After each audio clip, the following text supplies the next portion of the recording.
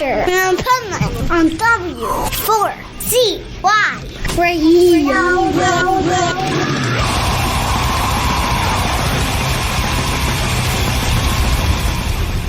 Wake up, America!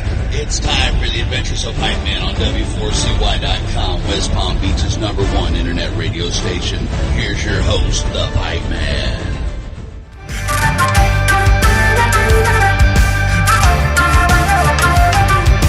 Fire wind is blowing, shining stars are falling. We are moving faster, but where are we going? Wounded hearts are calling, we're losing direction. What the hell? This is the Pipeman here on the Adventures of Pipeman W4CY Radio, and I'm very excited about our next return guest because we're going to talk about some music, we're going to talk about some history, but I'm really excited about talking about analog music opposed to digital. And so let's welcome to the show Leslie from Mandoki Soulmates. How are you? Thank you so much for having me again, and I really remember how authentic it was as I spoke to you last time as we were in New York City and played the Beacon Theater where Scorsese made the Shine a Light with the Rolling Stones. So it was a wonderful day, and thank you for supporting that big concert of us in New York City, and thank you for having us now with a new album, A Memory of Our Future. Yes, and man, you guys, just one thing I have to say, just true musicianship, no matter what, all the music you put out. And this, what I was talking about before, only shows the true musicianship, because this album was done, mastered, produced, recorded, all entirely analog. And see, you know why I think that's true musicianship? Because most people don't realize that there's parts missing in music in digital from that are in analog that you can't have. You like digital is this choppiness that cuts out kind of the middle, and analog has a very different sound because it's that wavy, smooth sound opposed to the choppiness. Thank you for the description, because I go 100% along with it. You know, it came like this. You know, we were out on the road, and at the end of the show, we sung the Torch. This is the song from Utopia for Real. It's our last album, and it's about the old rebels and the young rebels. And we said, okay, we pass on the torch. And I started to say, no, we're not going to pass on the torch, because the world turned to be a labyrinth of crisis, and the compass is lost. And then so we just spoke, and Tony Carey said, Leslie, I hate you. I really desperately hate you. You write with such a young, powerful songs right now. Like I was 22 as I wrote that way. And also Ian Anderson, we all aging differently. And so finally, so we had this old songs, which is supposed to be Woodstock 4.0, you know, so kind of fresh, you say. And someone, I don't know, it could have been DiMeola, so said, hey, do you have still the old 2-inch machine in your basement in the cellar of your studio? You never sell anything, so you probably have it. But what about, you know, making an analog album? So and for all our listeners, so let's talk about to the ladies now, only for the ladies. Hey, ladies out there listening now, how would you like to have your love letter by two of us? Would you like to have it as a text message, an email, or would you like to have a handwritten with pen, handwritten love letter? And guess what? Probably every and each feminine listeners would say, oh, of course, it would be very nice to have a handwritten love letter, you know, take an ink.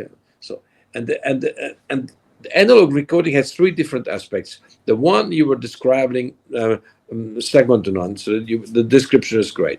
Another aspect is this is the sound aesthetic. You know, our ears are analog, so this is, you hear it even in a you know, smartphone, small lousy speaker, and you still hear the analog warmth, because the mids are natural, the highs are natural, and the bass is not booming, is natural. So everything is, because of the tape compression, is the only really great compression in life. Mm. So audio wise. But the other aspect, let me explain it to you, that what is equally important for me. All of a sudden, the whole focus of creativity, of creation, was taking place during the recording and not during the post-production, because you had only one track for the guitar solo. And this limitation was an incredibly creative boost, because the red light went on, it's recording, and you have only that much material you to record on. You can't, I mean, digital was, spoiling us. We can, stack it, and one more, and one more, and one more, and stack it. And then you go to the post-production, and you edit it for day and night and day and night.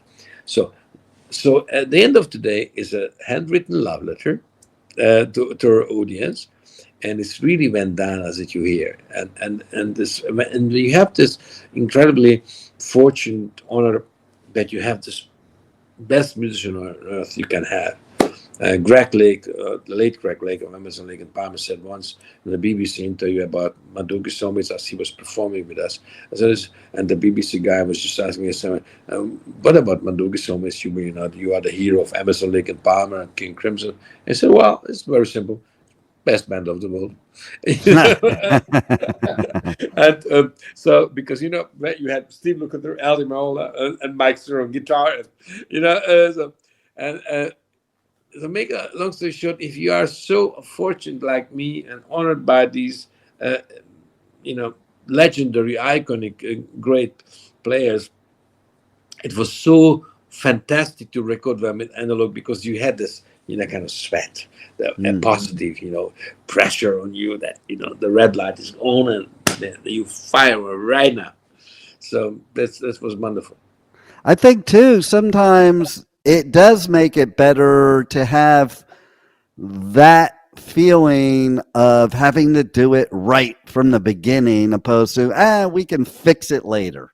You cannot fix it later. That's wonderful. Right. It's like when you're getting your last period of your lifetime, you can't fix it anymore, and this is when you just push the button and you record it. It's just smack on. This is wonderful. So and we enjoyed it so much, that pressure, because I would not say that we became lazy, but we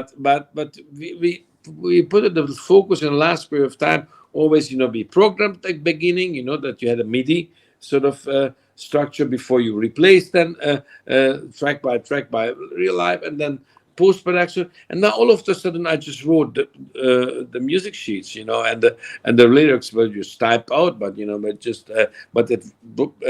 first of all it was handwritten, and all of a sudden everything, you don't hear 8 bars trading of the soloists, of these blessing solos, but you have a mutual recording as just playing together. It's wonderful. Yeah, absolutely. I want to go back to your example too, because man, that is spot on. Because writing a love letter. Okay, so first of all, they don't even teach kids nowadays how to write in penmanship, and if you were writing in a love letter, it would be in cursive. Because then they would like it even more. Like you put more effort into it if you did in cursive, and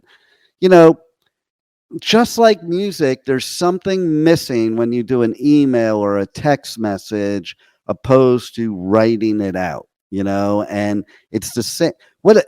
Just the perfect analogy, because the woman will get much more of an emotional connection from that handwritten note than that text message or email. And I think that's the same with music. You get a much more deeper, soulful connection with the analog than you do the digital, because it does go deeper, in my opinion. I'm with you 100%, and it's goes much more deeper. That's the point. This is the right expression. It touches you by heart. This is, and you know why? Because of the honesty. Yeah. Our whole emotional system, our human receiver, feels it. That feels it. This humanity, this touches you, um, and because it speaks to you a different way, and you just hear things differently, and you became all of a sudden.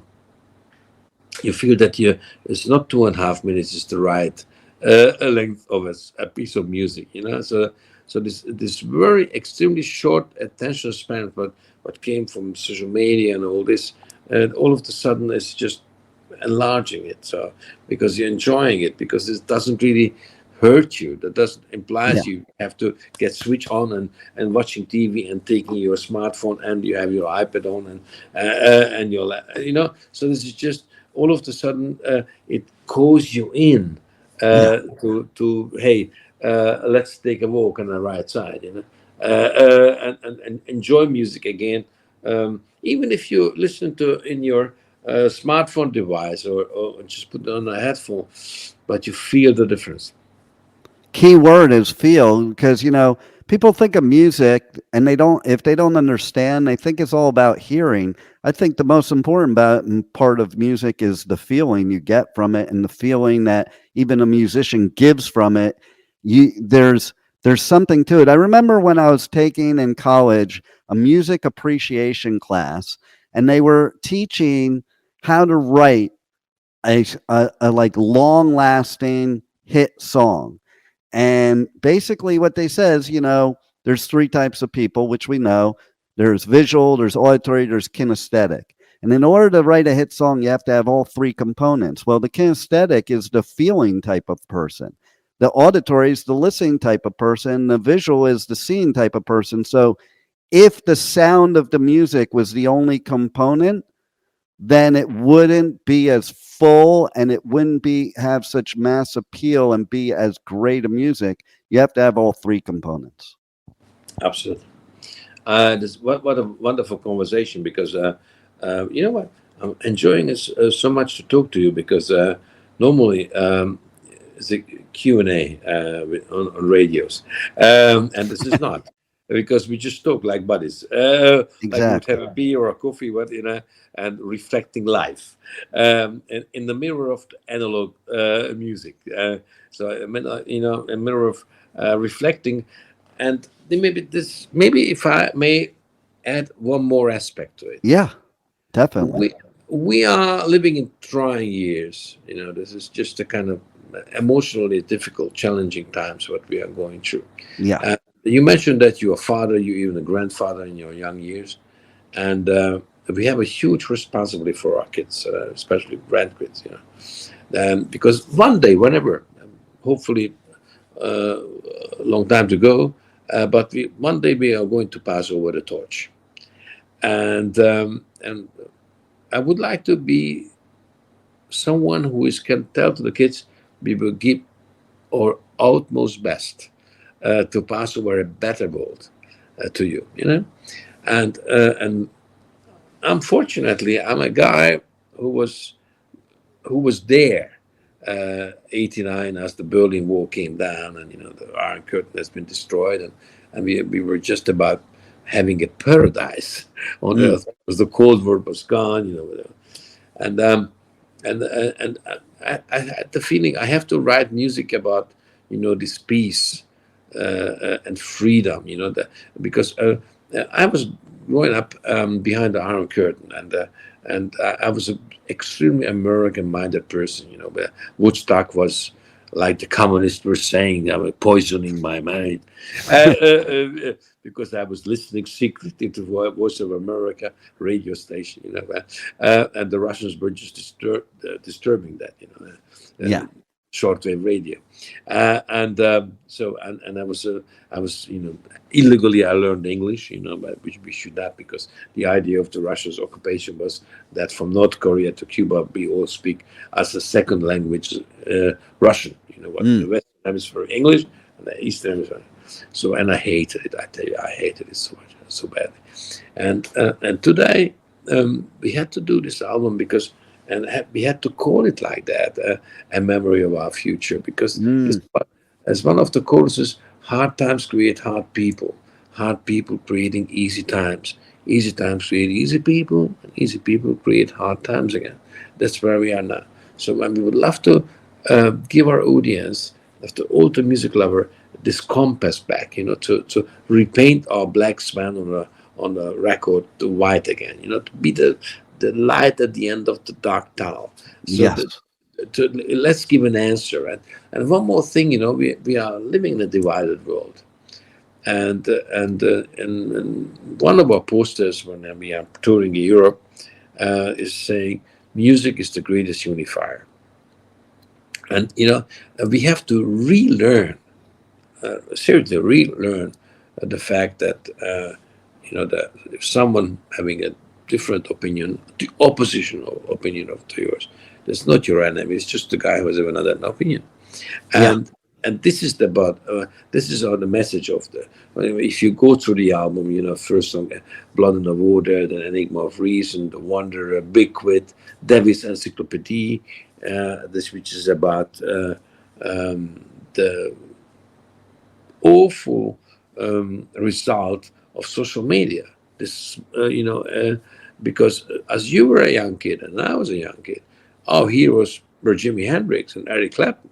Not the lousy influencer who said, I can't do anything, but I'm an influencer. But we were influenced by, Jack Kerouac when it comes down to literature.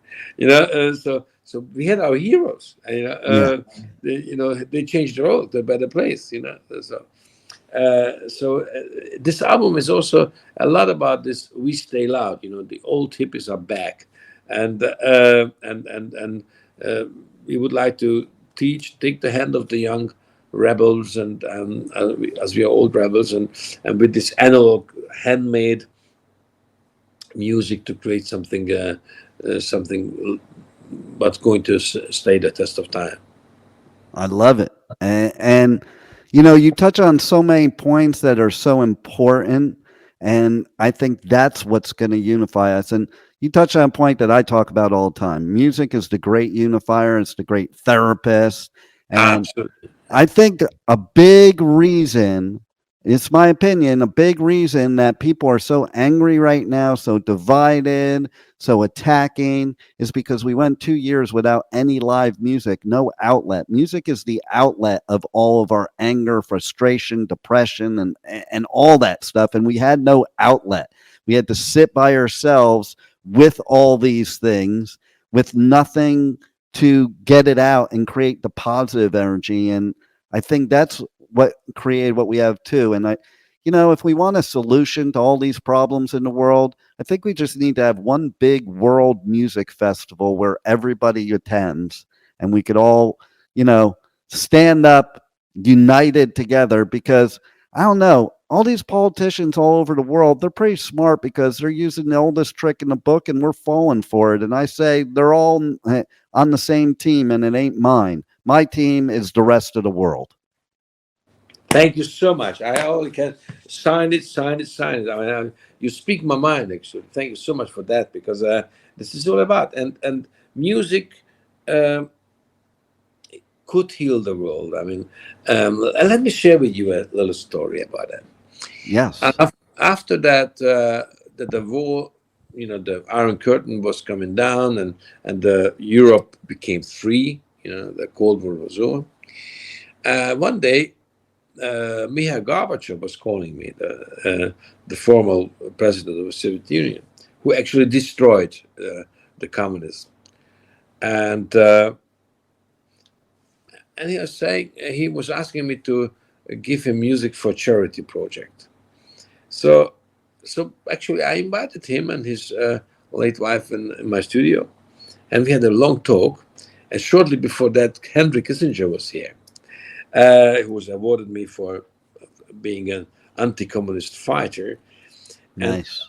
And Mikhail Gorbachev explained to me that why prog rock like Jethro Tull was forbidden in the Soviet Union, because this was the music of the free mind. Yes. Of the free world. And then he said, as he was coming up 88 with perestroika and glasnost, so just he wanted to turn to be more democratic.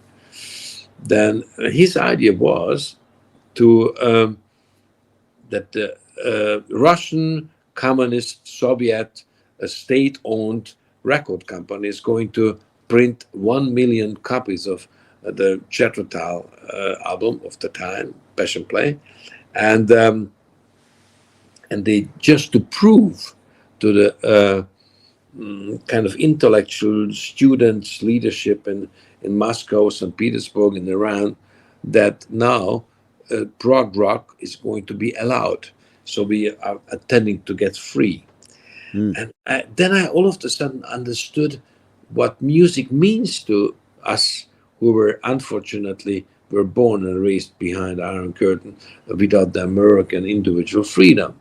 You know that, and I'm just sharing with your listeners now because you should be self confident, but the American longing for freedom, how important it was for us behind the Iron Curtain. Kept us alive and emotionally. That Woodstock and everything what came after that. I was a kid in kindergarten, but so it was so important, so elementary in many ways, and that I never forgot how illegal it was to in my as I was 14 years old to listen to a Jethro Tull album.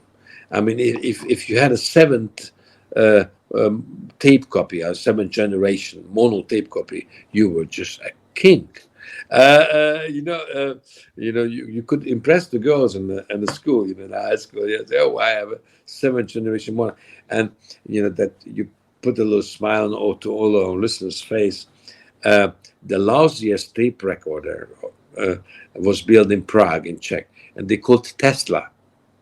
Like the American cars now, because it was Czech science, and so it was printed on that lousy plastic tape machine.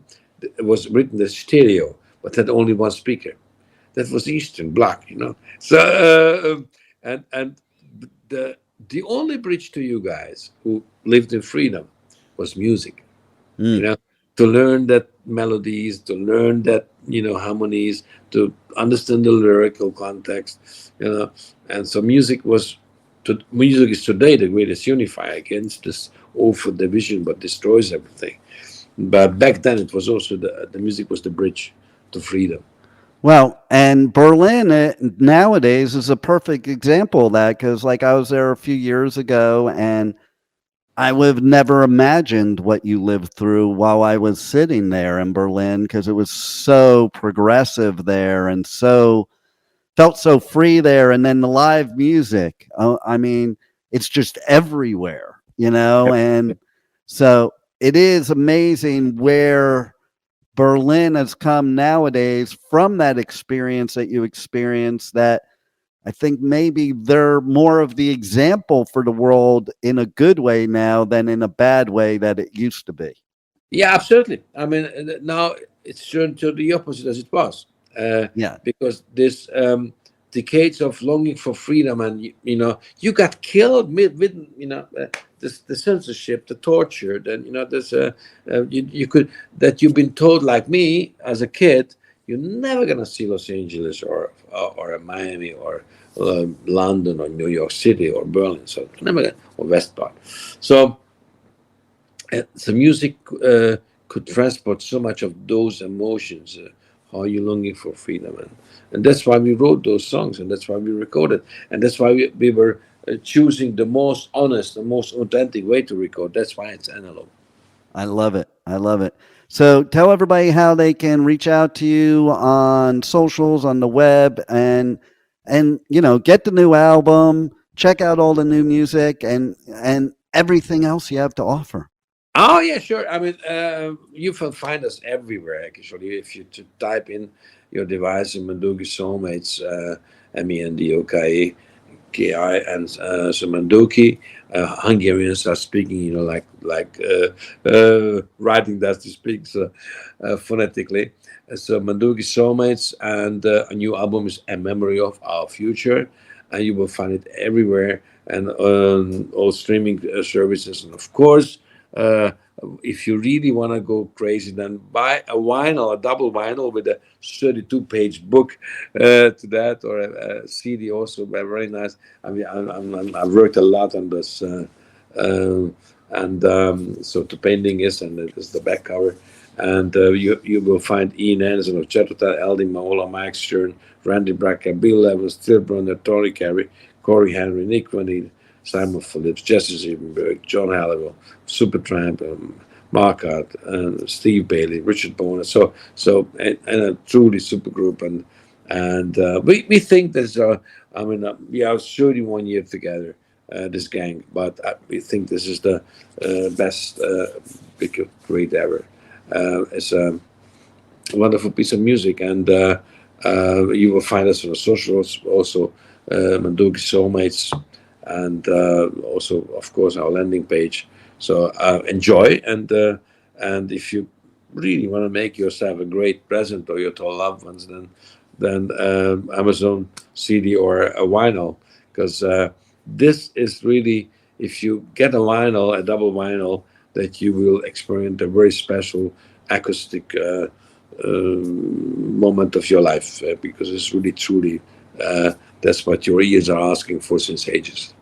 And I definitely agree with you, because listen, a lot of the kids, they don't have the experiences we did, where you sat down, you bought an album, and it was a full sensory experience. It was looking at all the artwork, looking at the lyrics, totally immersing yourself in the album, and listening to the actual whole album and doing all the other artistic stuff at the same time. And so I'm all for it. People should definitely get the vinyl, because there's nothing better than vinyl, because of all of the creativity and art that represents. And when you're listening to music, it's like you take off into a journey, and you can forget all about your problems, the world's problems, or anything negative, and just immerse yourself in the music and feel good and have hope for the future. Exactly. I couldn't say anywhere. Thank you so much. Because that's all about. We should create with our music a better world. Absolutely. A better tomorrow. Our kids are deserving this. Yes. And you're definitely doing that for us. So thank you for that. And thanks for being on the Adventures of Pipeman. Oh, thank you for having me again. And it was wonderful to see you again. And the next time when we just got together, then we will have again another sunglass. So just make me a little difficult. Got to switch it up, right? Yeah. That's why I was taking about 15 minutes to remember how was your other sunglasses. But I remember now. I got a whole drawer full of them. At this stage in life, they're almost required,